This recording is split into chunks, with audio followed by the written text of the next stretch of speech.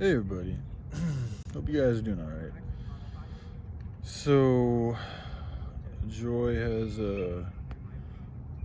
decided to change, or for a while there it looks like she was, working on walking with the Most Highs, and she's now reading from the Satanic Bible, and she asked all those who follow Most High and Taoism and things of healthiness and goodness to leave. So I did so. I gotta say, it does sadden my heart.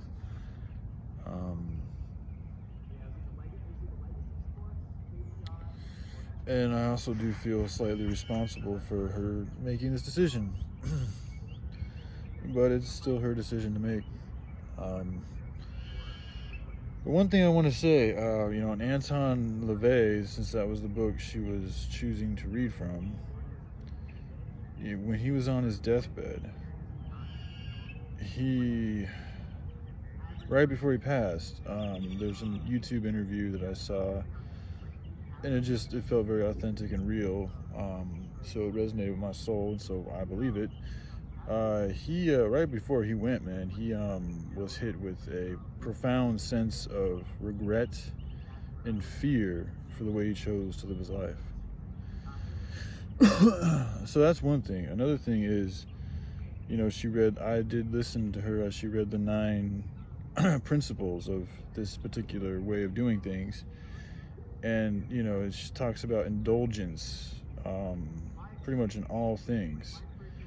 And it's like, Joy, I'm not saying you are, but you have to realize you're supporting something that, is about raping children and molesting children. Okay? And it's interesting too because, she's had experiences of that in her past, and, now she's supporting that which is about that. But then she gets fucking super angry and hateful and accuses all these other people of doing these things, which she in herself is supporting to a lesser or greater degree. So she's giving power to that force which is corrupting the youth. Is what it is. And just on an energetic power level, it is a weaker state. You're never going to have as much individual energetic power as you will as if you follow the Most Highs, if you follow the other way. It is what it is. It's harder to create than destroy. It's a simple concept. It's easier to leave garbage unattended than it is to go and pick it up. That was the basic thing for me when I was going through my whole fucking, I don't know which, because not anymore, but I still, but I don't question anymore. In the past, though, I did question a lot. And it was that simple concept of, garbage picking up. Like, it's just that much harder to pick up garbage than it is to leave garbage. But if you're living in an indulgence, then you're going to do things that are satisfying to your emotions and to, your overall fucking joy, unhealthy joy, essentially. Because indulgence is, leads to gluttony, leads to fucking abuse, leads to fucking just too much. And it's also about just indulging your emotions. So a lot of people aren't going to want to take the time to, bend over and hurt their back and stretch out their limbs and pick up another person's garbage. That takes a sense of love for everybody, or for everything, or for your environments, which takes more effort, which therefore translates to more power. Simple formula. So, this is, like I said, it's sad. And I'm also going to say this. I don't think Yoki would like you going down this alley, because she was something that was shining and bright and beautiful and didn't hurt anybody. And you're sitting here talking about, vengeance and, perpetuating indulgence, which there's so many different types of indulgences. Even violence on another is an indulgence.